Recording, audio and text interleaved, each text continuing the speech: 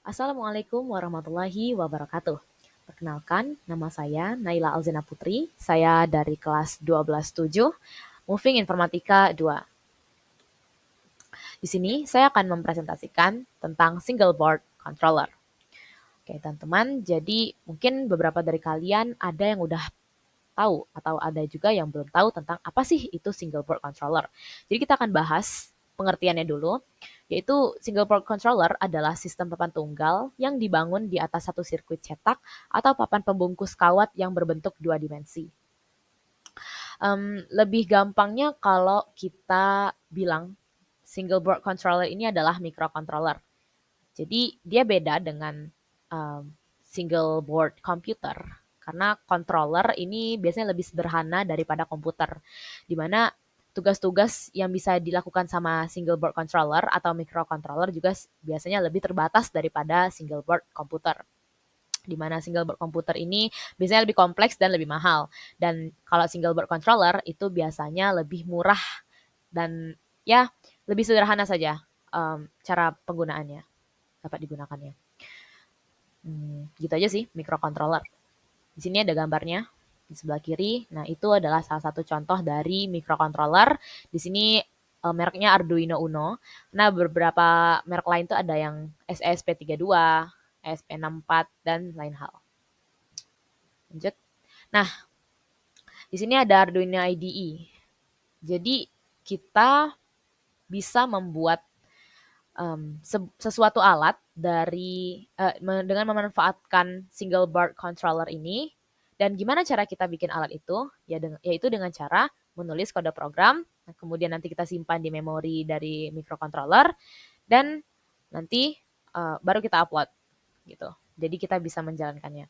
Nah, pakai apa kita memprogramnya? Salah satunya adalah dengan Arduino IDE. Nah, apa sih Arduino IDE itu?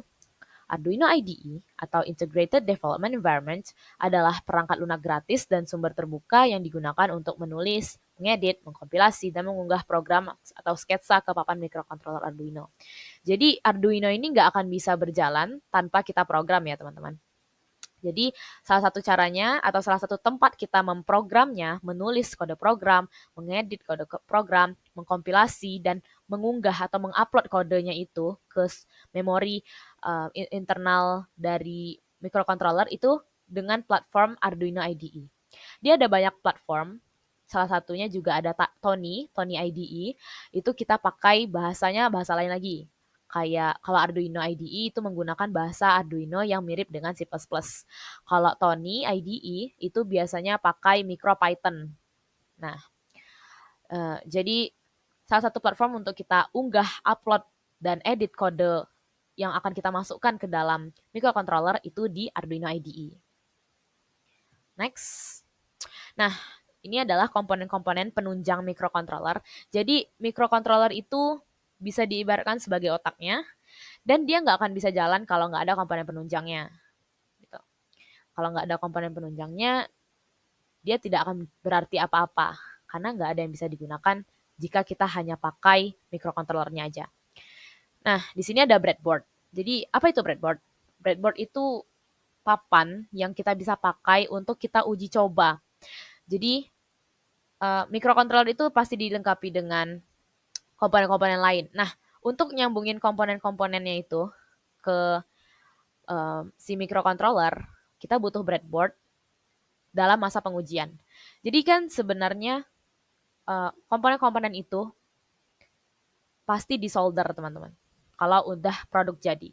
Namun jika kita masih eksperimen, masih belajar, tapi kita udah habis waktu untuk solder, dan itu juga pastinya berbahaya untuk yang masih pemula, maka dengan adanya breadboard ini memudahkan kita untuk belajar bagaimana menggunakan microcontroller itu. Jadi breadboard itu papan untuk kita melakukan percobaan menyambung-nyambungkan komponen yang ada di microcontroller. Gitu. Yang kedua ada baterai. Nah, jadi microcontroller ini biasanya dayanya itu dari laptop kalau kita masih pengujian.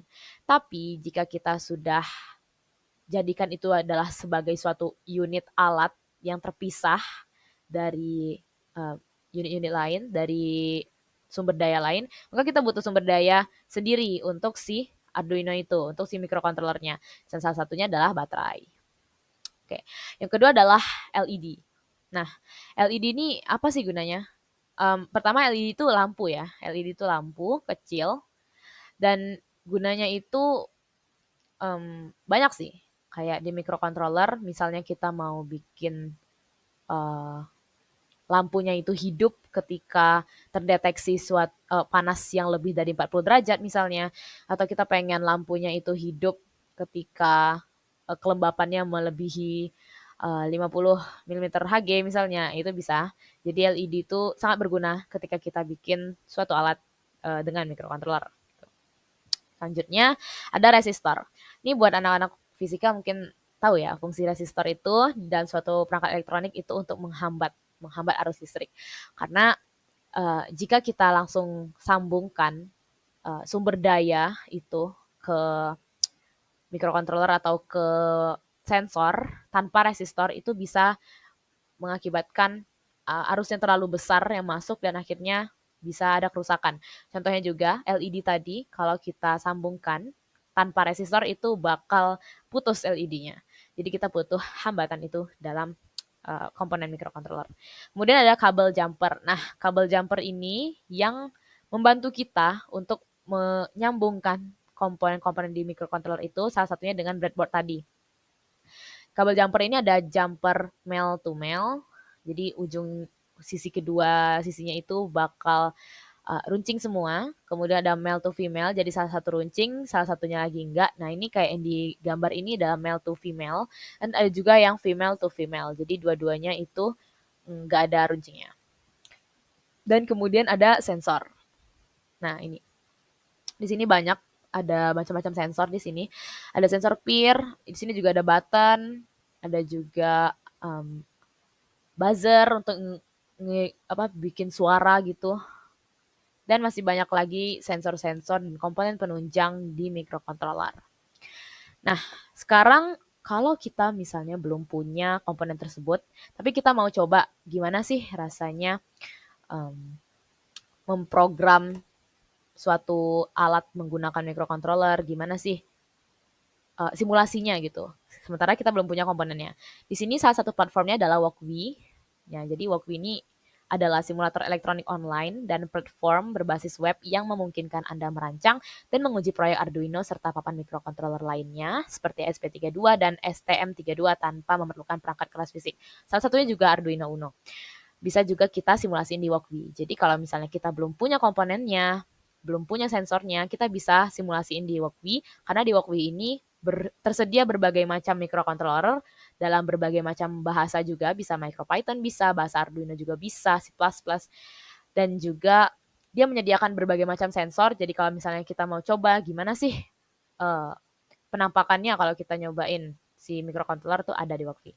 Dan salah satunya ini adalah project saya waktu saya ikut Samsung Innovation Campus Batch 6, di mana kami diperintahkan untuk bikin program dengan ESP32 sebagai microcontrollernya di sini dengan bahasa MicroPython, dan di sini di project saya ini saya menggunakan sensor DHT22 yaitu adalah sensor suhu.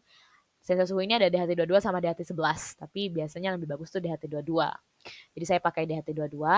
Nah, ini disambungkan ke sumber daya dan juga ke pinnya. Nah, di sini saya pakai 4 LED yang warna biru, ada resistornya juga, dan 4 LED warna merah dengan beserta resistornya. Di sini, di program saya ini, saya mau bikin jika suhu yang terdeteksi itu lebih dari 40 derajat atau suhunya itu tinggi, maka LED merahnya akan menyala klip-klip. Dan jika suhunya itu kecil dari yang sudah saya tentukan, maka lampu biru akan menyala klip-klip. Di sini salah satu contohnya. Di sebelah kirinya itu ketika temperaturnya itu minus 32,8 derajat, maka lampu biru akan menyala. Dan ketika temperaturnya itu mencapai 61,7 derajat, di mana itu lebih dari yang saya programkan, maka dia akan menyala lampu merahnya gitu. Jadi kita bisa simulasiin bagaimana sih bikin suatu alat microcontroller itu di Walkwi tanpa harus mempunyai komponennya tersebut. Dan oke, jadi kita udah sampai di akhir dari presentasi saya. Kesimpulannya adalah kita bisa bikin IoT alat, yaitu IoT itu adalah Internet of Things, salah satunya menggunakan microcontroller, terutama untuk microcontroller model terbaru itu pasti udah dilengkapi dengan modul Wi-Fi, jadi sangat banyak yang bisa kita manfaatkan dari single board controller. Sekian dari saya. Wassalamualaikum warahmatullahi wabarakatuh.